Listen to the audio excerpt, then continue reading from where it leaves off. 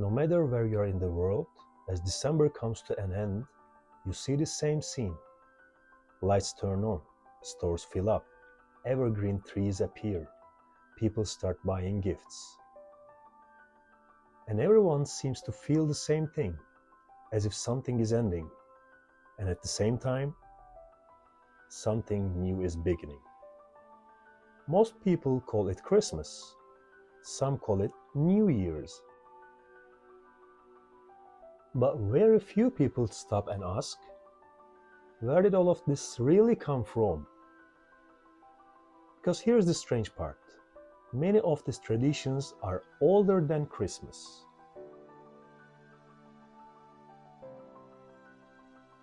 Some of them are even older than religion itself.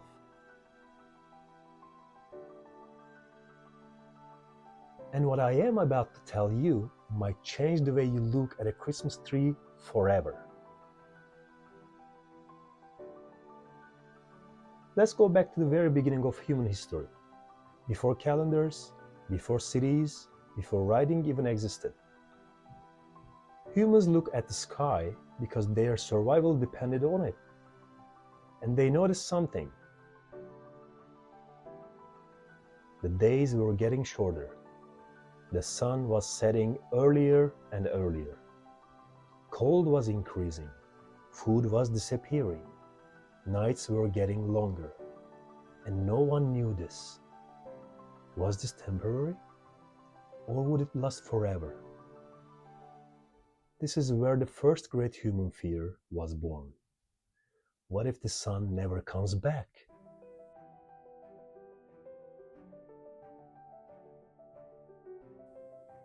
But then, one day came and people noticed something. The sun was no longer disappearing earlier. The nights stopped growing. The days slowly began to return.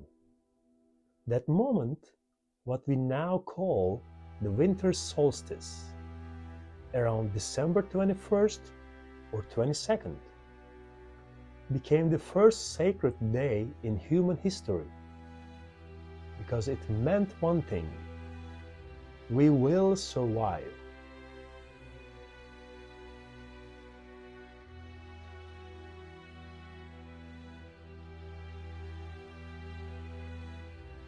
That's why in different parts of the world, without ever meeting each other, people start doing the same things.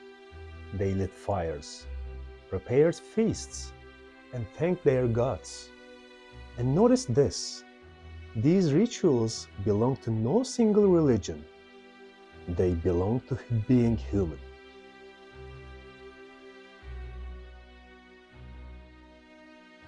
In the Middle East, in ancient Mesopotamia, people believed sun gods, died every year, and were reborn around this time.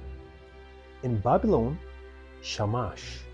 In Persia, Mithra, and now Paus. Because here's the detail that matters. Mithra's birthday was celebrated on December 25th.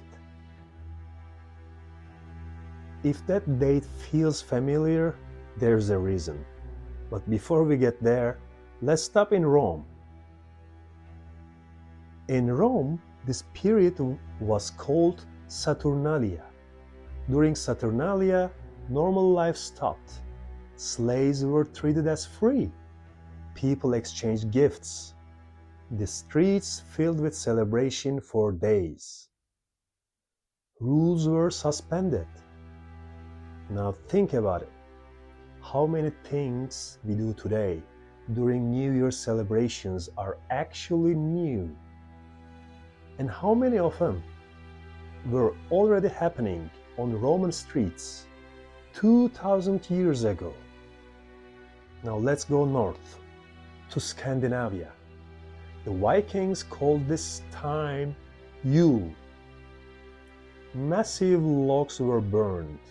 Fires stayed lit for days. People celebrated the return of the sun for 12 nights. If you ever heard it of this name, the 12 days of Christmas, this is where it comes from.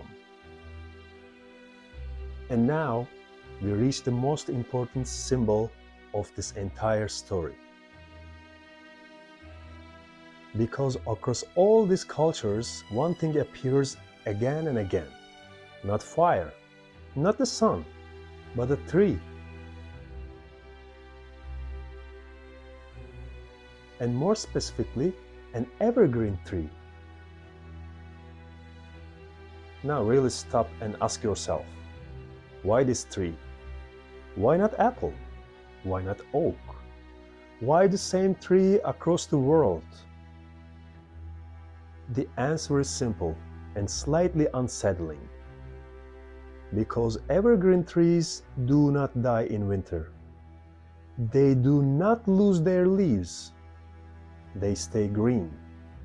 They look immortal.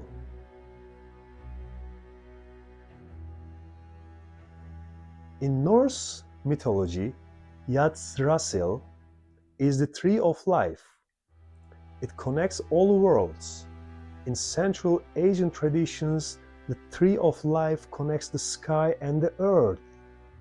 Across cultures, trees were not just plants. They were the structure of the universe. That's why people brought green branches into their homes. In the middle of winter, to remind themselves life continues.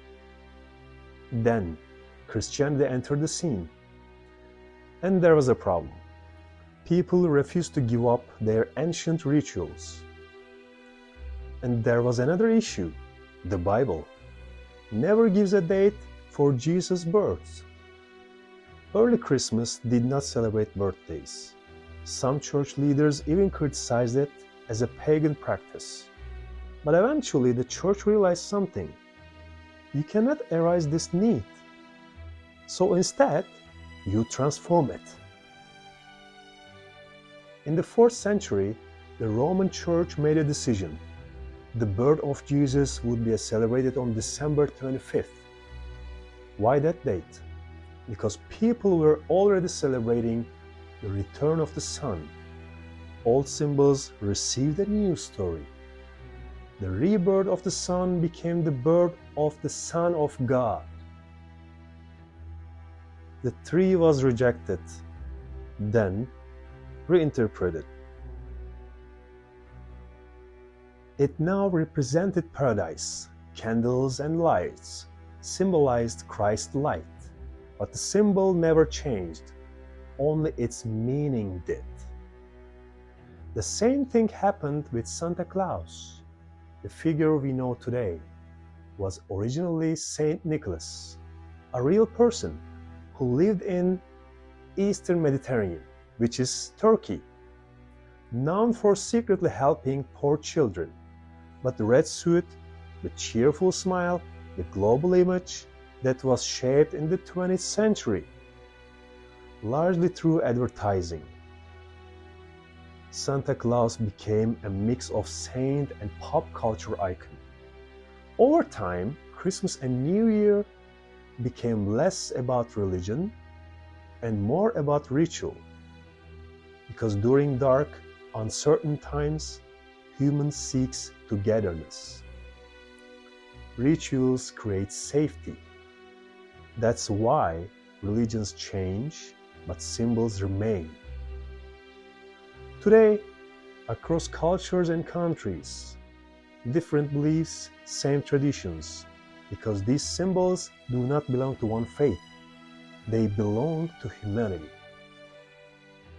So when you look at a Christmas tree today, you are not just seeing decoration. You are seeing a story that traveled from Mesopotamia to Rome, from Viking fires to ancient steppes,